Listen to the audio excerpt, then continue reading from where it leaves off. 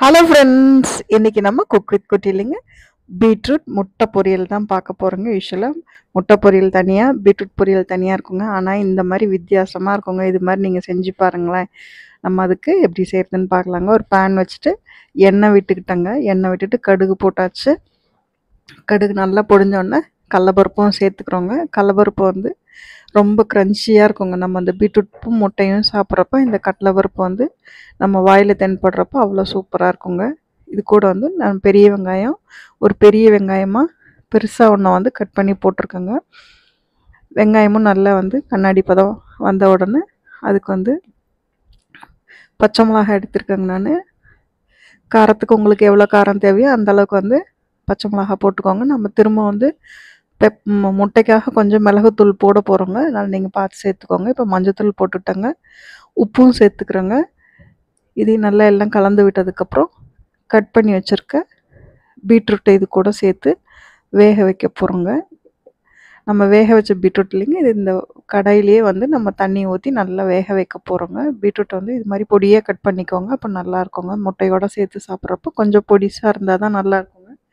அதனால் பீட்ரூட்டை வந்து நல்லா பொடியாக கட் பண்ணது இது கூட சேர்த்து கலந்து விட்டுட்டுங்க. இப்போ நான் ஒரு ஸ்பூன் அளவுக்கு சின்ன ஸ்பூனில் மிளகாத்தூள் போட்டிருக்கேங்க. தனி மிளகாத்தூள் நல்லா ஒரு டம்ளர் அளவுக்கு காய் முழுகணுங்க. அந்த அளவுக்கு தண்ணி ஊற்றிங்க இதை வந்து வேக வச்சுருங்க.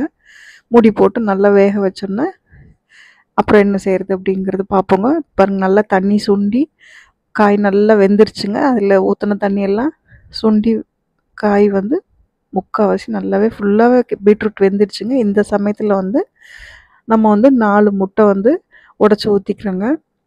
நான் சின்ன ஒரு மீடியம் சைஸ் பீட்ரூட் எடுத்தேங்க. அதுக்கு வந்து 4 முட்டை வந்து போட்டுக்கிறோங்க. உங்களுக்கு பீட்ரூட்டோட அளவு பொறுத்து நீங்கள் வந்து முட்டை வந்து அதிகம் பண்ணிக்கலாம், இல்லைன்னா கம்மி பண்ணிக்கலாங்க. இந்த முட்டை மேலே வந்து ஒரு அரை தக்காளி வந்து பொடியாக கட் பண்ணி போட்டிருக்கேங்க. பொடியானால் அதில் இல்லை ஜூஸ் எல்லாம் இல்லாமல் வெறும் தக்காளி மட்டும் இருக்க மாதிரி இருக்கும் இல்லைங்களா, அது போட்டிருக்கேன். அது கூட வந்து ஒரு அரை ஸ்பூன் அளவுக்கு கரம் மசாலா, கொஞ்சமாக சில்லி ஃப்ளேக்ஸு, அப்புறம் கொஞ்சமாக வந்து பெப்பர் பவுடருங்க. அப்புறம் இந்த முட்டைக்கு மட்டும் தேவையான சால்ட்டும் கொஞ்சம் போட்டுக்கிறோங்க. கருவேப்பிலை இந்த ஸ்டேஜில் சேர்த்துக்கிட்டிங்கன்னா இந்த முட்டை வெந்து வரப்போ இந்த கருவேப்பிலை வந்து அதோட நல்லா கலந்துங்க. அதுவும் வந்து சூப்பராக இருக்குங்க. இப்போ இந்த முட்டைக்கு மட்டும் அளவாக கொஞ்சமாக உப்பு சேர்த்துக்கிறோங்க. ஒரு 5 நிமிஷம் மாட்டம் வந்து அப்படியே லோ ஃப்ளேமில் வச்சு இந்த முட்டையை நல்லா வேக விடுங்க.